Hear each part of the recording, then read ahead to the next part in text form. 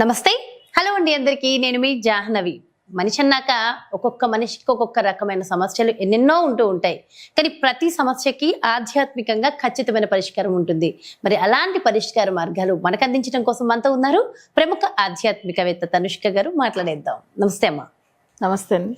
అమ్మా, నేను మిమ్మల్ని ముందుగా ఒక ప్రశ్న అడగాలనుకుంటున్నాను.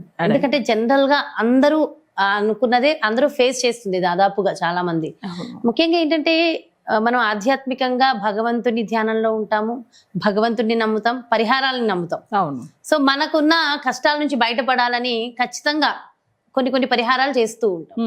అయితే ఒక్కొక్కసారి ఏమైపోతుందంటే ఎన్ని పరిహారాలు చేసినా, ఎన్ని పూజలు చేసినా, ఎన్ని వ్రతాలు నోములు ఏమి చేసినా సరే ఉన్న సమస్య నుంచి బయట అయితే పడట్లా. దీంతో నిజంగా భగవంతుడి మీద ఉన్న నమ్మకం, విశ్వాసం అన్ని కూడా తగ్గిపోతున్నాయమ్మా. అసలు ఎందుకు మరి ఇన్ని పూజలు చేస్తున్నా, ఇన్ని వ్రతాలు నోములు ఇవన్నీ చేస్తున్నా ఫలితం ఎందుకు రావట్లేదు?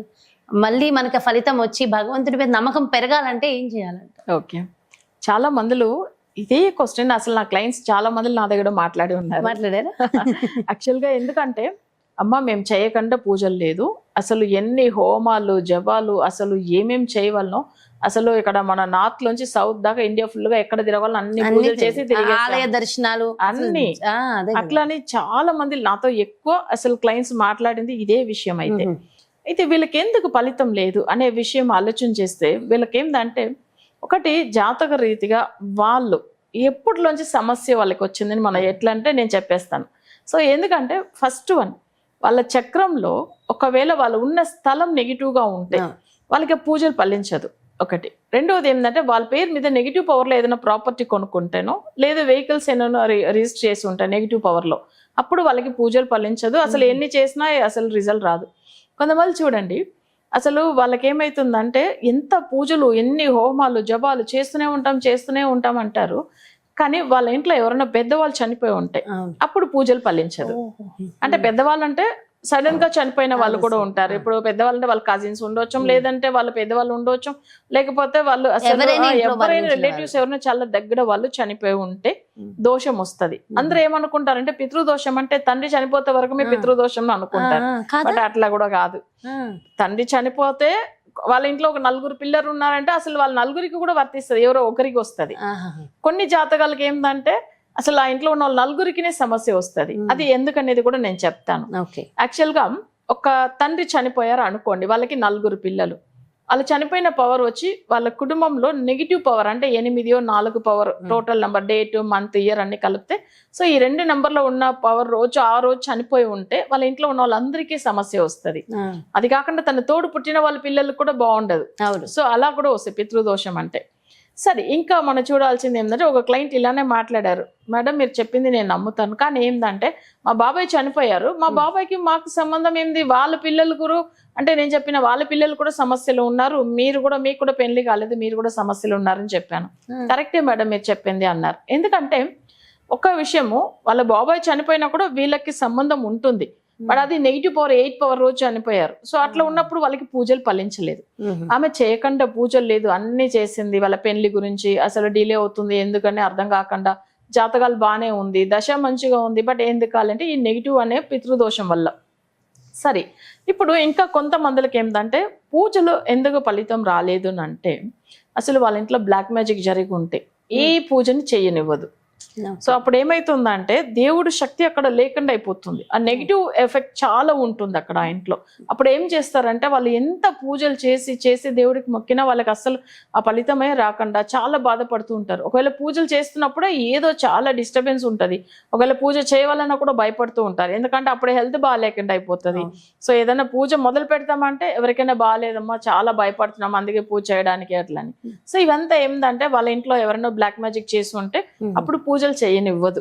సరే, ఇప్పుడు పూజలు అనేటప్పుడు ఎప్పుడప్పుడు వాళ్ళకి ప్రాబ్లమ్స్ ఇస్తుందంటే, ఒకటి నెగిటివ్ పవర్ ఉన్న స్థలంలో ఉంటానో, లేదు వాళ్ళ నెగిటివ్ పవర్ ఉన్న దాంట్లో ఏదైనా ప్రాపర్టీ కొని ఉంటానో, లేకపోతే వాళ్ళ జాతక పరంగా ఇట్లా బ్లాక్ మ్యాజిక్ ఏమన్నా జరిగి ఉంటానో, లేకపోతే ఎవరన్నా వాళ్ళకి అంటే పితృ దోషాల వల్లనో పూజలు అనేది ఫలితం ఉండదు. సో దానివల్ల ఏమవుతుందంటే దేవుడికి వాళ్ళు చెప్తారు, మా వాళ్ళు చనిపోయారు, నేను పితృదోషం గురించి చాలా పూజలు చేసేసామండి, కానీ పితృదోషం వెళ్ళిపోవాలి కదంటే వాళ్ళకి కొన్ని జాతకాలకు అంత తొందరగా వెళ్ళదు.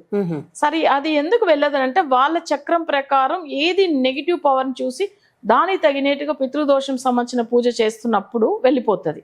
నేను టైమింగ్ కూడా ఇస్తాను. మన దగ్గర చూపించుకున్న వాళ్ళకి ఆ పితృదోషం తొలగింది మీకే తెలుస్తుంది, బట్ నేను టైమింగ్ ఇస్తాను, ఆ టైం ప్రకారం వెళ్ళిపోతుంది. అసలు అంత పవర్ఫుల్ రెమెడీ ఉంటుంది. అంటే పర్ఫెక్ట్ టైం కూడా చెప్పేస్తాం. సో ఏంటంటే మనం ఇచ్చే పూజలు అసలు ఎవరి వల్ల వాళ్ళకి పితృదోషం వచ్చింది, నిజంగానే వాళ్ళకి ఉందా లేదని కూడా కనిపెట్టాలి. అసలు మనకి ఎందుకు పూజ ఫలించట్లేదో నేను చెప్పేస్తాను. అసలు ఇప్పుడు మనం వచ్చి వాళ్ళ US లో ఏమైందంటే ఒక ప్రాపర్టీ కొన్నప్పుడు క్లయింట్ మన చూపించుకున్నారు. వాళ్ళకి ఏమైందంటే అసలు అది కొన్న అప్పట్లోంచిదా అస్సలు వాళ్ళకి సెట్ అవ్వలేదు. అది ఏమైందంటే నెగిటివ్ పవర్లో కొనుక్కున్నారు. ఆయనకు ఆ రోజులోంచి ఇప్పుడు దాకా వాళ్ళకి అసలు లైఫ్లో ఫుల్ వాళ్ళ బిజినెస్లో చాలా లాస్ చేసుకున్నారు. అసలు హెల్త్ బాగాలేదు, గొడవలై భార్య కూడా వెళ్ళిపోయింది. సో ఇట్లా అన్ని సమస్యలుగానే ఉంటుంది. నెగిటివ్ పవర్ ఉన్నప్పుడు వాళ్ళు అట్లా ఉంటుంది. సో ఇవంతా మనం కనిపెట్టి అసలు ఎందుకు వల్ల వాళ్ళకి పూజలు ఫలితం కాలేదు, అసలు వాళ్ళు ఎంత చేసినా ఎందుకు ఇంత సెట్ అవ్వట్లేదు. ఎందుకంటే జ్యోతిష్యంని కొంతమంది నమ్మరు, కానీ జ్యోతిష్యం అనేది నమ్మినా నమ్మకపోయినా వాళ్ళకి ఉన్న సమస్యలు, వాళ్ళు ఎంత టాలెంట్గా ఒక ప్లాన్ చేసి బిజినెస్ చేస్తారు, కానీ ఎందుకు లాస్ అవుతుంది? ఓకే, అప్పుడు జాతక రీతిగా అక్కడికి వాళ్ళకి వర్తిస్తుంది కదా. జాతకాలు కొంతమంది నమ్మకం ఉండదు, కానీ దాని తర్వాత ఆ సమస్యలు ఎదుర్కొన్న తర్వాత నమ్ముతారు కదా. సో అప్పుడు మీరు చెప్పినట్టుగా ఏమైతుందంటే పూజలు ఎందుకు ఫలితం కాలేదు అంటే ఈ నెగిటివ్ ఎఫెక్ట్ ఉన్నప్పుడు ఫలితం రాదు. అది అందరూ బాధపడే విషయం. కానీ సరే మేము హోమాలు జపాలు చేస్తూనే ఉన్నాం కదా, కానీ చేస్తున్నప్పుడు ఏమైతుందంటే వీళ్ళకి పూర్వ జన్మ కర్మ ప్రకారం ఆ నెగిటివ్ ఎఫెక్ట్ ఏ రోజు తొలగిపోవాలని ఉంటుందో అప్పుడు ఒక మంచి అస్ట్రాలజర్ దగ్గర వెళ్తారు. సో ఆ దేవుడే దారి చూపిస్తాడు. ఎప్పుడైతే ఆ కర్మ మొత్తం అప్పుడు ఏమైతుందంటే అది వరకు వాళ్ళు వెయిట్ చేయాలి, అది తప్పదు. అప్పటి వరకు చూడాల్సిందే, ఆ టైం రావాలి. అవును అప్పుడు టైం వచ్చినప్పుడు తప్పకుండా మంచిగా అవుతుంది. కొంతమంది చూడండి, ఒక మంచిగా జ్యోతిష్యం చెప్పి చాలా బాగా అసలు చేపిస్తున్న వాళ్ళ దగ్గర వెళ్ళి చేయించుకోవాలన్నా వాళ్ళకి ఆ టైం రాకపోతే ఆపేస్తుంది. సో అది కూడా నిజం. ఓకేనా, అంటే జాతకము చూపించుకునేదానికి ఆ యోగం ఆ టైం రావాలి. సో దాంట్లోంచి ఆ ఫలితం రావాలి అంటే ఆ ప్రాసెస్ ఫాలో అవ్వాలి. అది కూడా ఏంటంటే భగవంతుడు అనుగ్రహం ఉంటేనే అవుతుంది. అది కూడా పూర్వజన్మ కర్మ తొలగిపోతేనే అసలు అవుతుంది. అందుకే ఏం చేస్తారంటే జాతకాలు ఎట్లా నమ్ముతాము, ఇదంతా మా కర్మ ప్రకారమే జరుగుతుంది కదా అంటే ఆ కర్మ ప్రకారమే జరుగుతుందని అలానే వదిలేలేం కదా. ఏదైనా ఒకటి సొల్యూషన్ వెదగాలి కదా మనం. సో అప్పుడు ఆ కర్మ వెళ్ళిపోయే టైమింగ్ లో కంపల్సరీ ఒక మంచి అస్ట్రాలజర్ని దేవుడు చూపిస్తున్నాడు కాబట్టి తప్పకుండా వాళ్ళకి అసలు జాతక పరంగా వాళ్ళకి ఫలితం అనేది అందుతుంది. ఓకే, సో దీనికి పరిహారం అంటే ఇండివిజువల్ జాతకాన్ని బట్టే ఉంటుందంటారు. అవును. ఇప్పుడు ఇంకో క్లయింట్ కూడా, సో వాళ్ళు కూడా ఏంటంటే యూకేలో ఒక ప్రాపర్టీ కొన్నారు కానీ ఏంటంటే అసలు ఒక 10 years అయిపోయింది. అంత ముందుగా వరకు వాళ్ళ పొజిషన్ వేరు అసలు.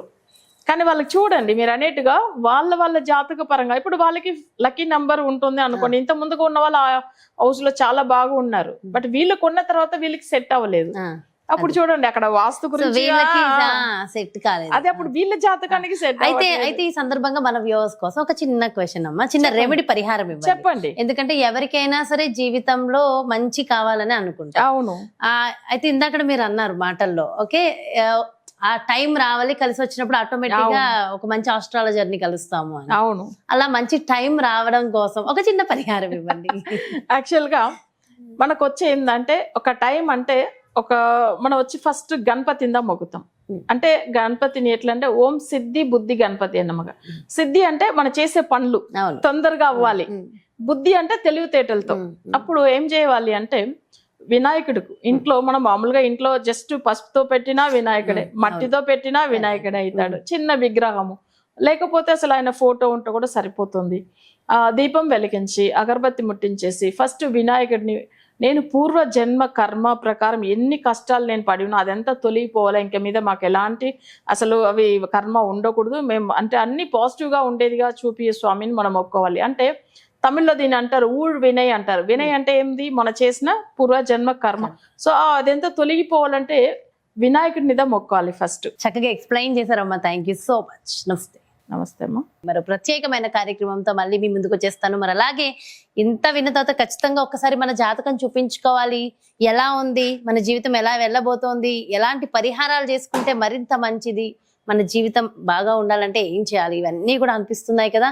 సో డెఫినెట్ గా పర్సనల్ గా మీ యొక్క జాతక పరిశీలన కోసం మరి తనుష్క గారిని సంప్రదించాలి.